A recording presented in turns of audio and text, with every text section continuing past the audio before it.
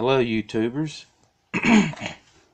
Today I got some odd, crazy, funny, not so funny stories that's happened to me through the years, going back to childhood. I'm 49 now, but I made the list here. The first one I was going to talk about would be when I was 30ish, around 32 or so.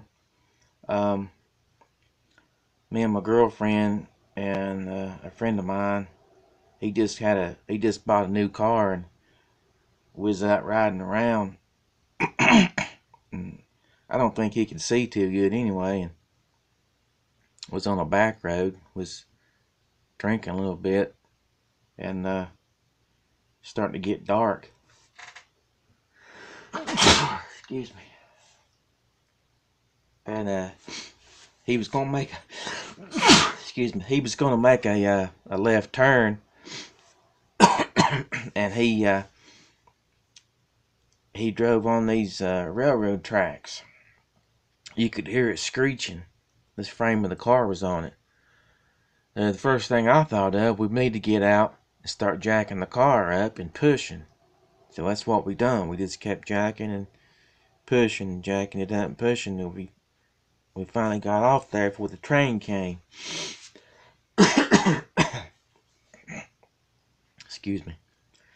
The next one is just crazy story. It's about this big black snake that was under the house, and there was a little hole right in front of the front steps of the house.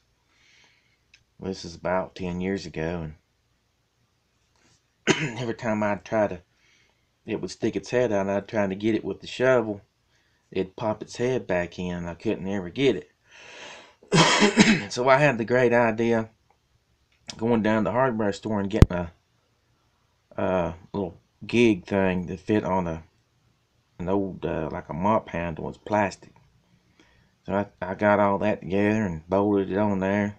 Thought that'd be enough. And I don't know if it's plastic or just thin metal, but anyway, ended up gigging him in the top of the head, and that snake wrapped around all the way to the top of that stick onto my hands. That's how big it was. But he came out, and I went across the porch, and I had to go down, to get to the sidewalk, and then from there to the yard. Then I was going to stick him in the ground there, and think of what else I was going to do. But on the way on the sidewalk there, it broke. Well, when it broke loose, the snake ran, and I thought, that was it. But he came back on me. He stood way high too. He's big, and I had that stick, so I was keeping distance between us. And of course I backed up some, because I'd never been in a fight like that with a big snake. But finally he got tired of trying to get me and went and laid down. Then I went and got the shovel and I finished him off. Next story, when I was a teenager, me and my cousin went with my mom and her boyfriend and my uncle down to the gorge next to this big river. It just rained. I remember the water was still cloudy, and me and my cousin was just teenagers. We wanted to sit on that rock there and put our feet in the water because it's warm, summer, and we couldn't swim. And before I knew it, we both went in the water.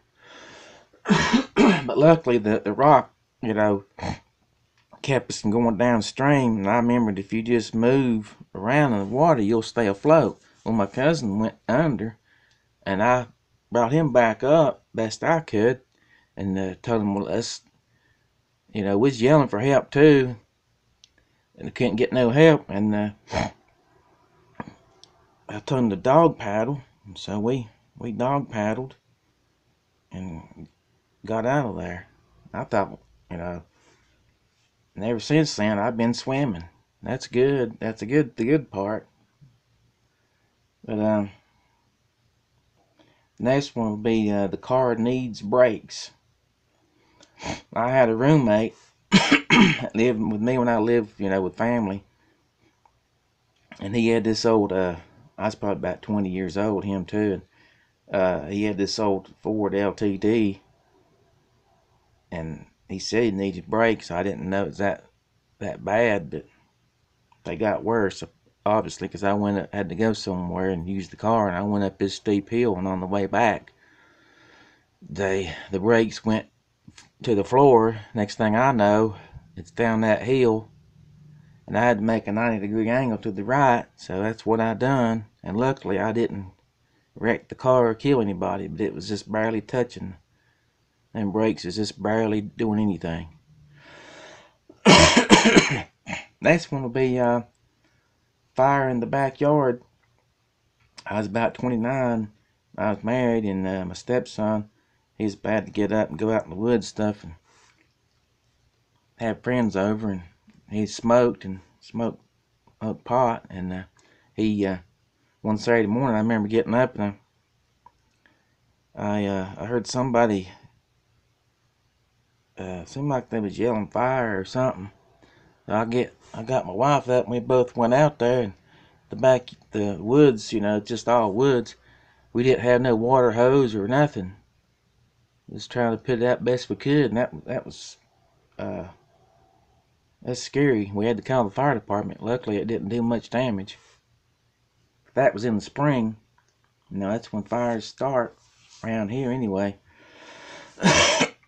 Next one will be spark plug lawnmower. When I was a teenager, I didn't know any better, and I was mowing, and that little spark plug wire there, I thought it was loose, and it was running. I thought I'd wiggle it, put it back on, and that thing bit me real good. Ever since then, I know what electricity is. I thought that's kind of funny, but anyway. Next one will be the flat screen TV. It's about a 30-inch flat screen. Sits on a desk or whatever you want to sit on. Table. Well, anyway, my sister bought it. It's been pawned so many times. When I first got it, I thought about making it a family heirloom or something. Thought that was kind of funny though. Next one will be bees in the tree. I was about 9 years old. I was at my grandma's house, and I was bad to climb trees. It's right beside the house. I remember my aunt called me in to eat supper, and luckily I like to eat, and I mind pretty good. I got down. As soon as I got down, there was a swarm of bees that swarmed right where I was at, and honeybees, and I'm deadly allergic to honeybees. If God ain't watching out for me, I don't know who is. Here's another one I think was God. My cousin, he was about 12, and I was about 11, and his brothers there about the same age, and he took a drink out of a Mountain Dew bottle, and happened to drink antifreeze, and it didn't kill him. That's God's honest truth. He's still alive today. Next one will be car lights disappear coming down the mountain. Well, this is I wasn't there. My older sister was dating this guy that's he said he was called to preach, and he wouldn't. And they was coming down the mountain. This car's right up on their bumper, and he got tired it being right on his bumper, so they pulled off, and when they pulled off, it disappeared. There wasn't nothing there. He also had his mom seen the devil walk in. He lived with his mom then. She said she seen the devil follow him into his bedroom one night. I thought that was creepy. I had an uncle when he was a teenager. This is way before I thought of.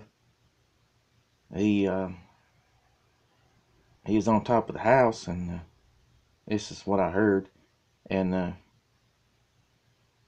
he used cardboard for wings, and he tried to fly. And I don't know if he ever was successful or not, but he walked after that anyway. I know that. Thought that's kind of funny. But some of these ghost stories in here, in this, I'm thinking about telling them. I have another video they may be in there somewhere, but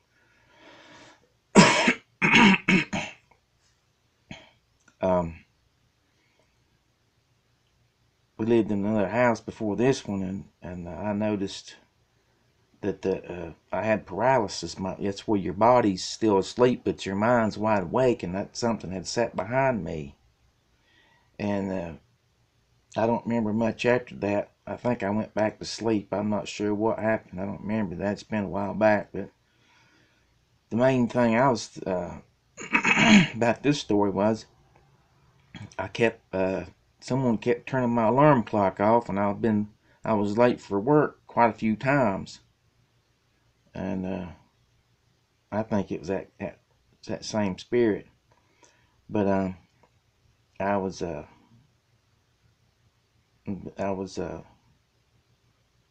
living in a basement at my sister's house a few years ago, and a basement door, you can't. It stays locked, and you can't. It's hard to open even if it's unlocked. And I noticed it was open one day. I told everybody, but of course they don't believe me.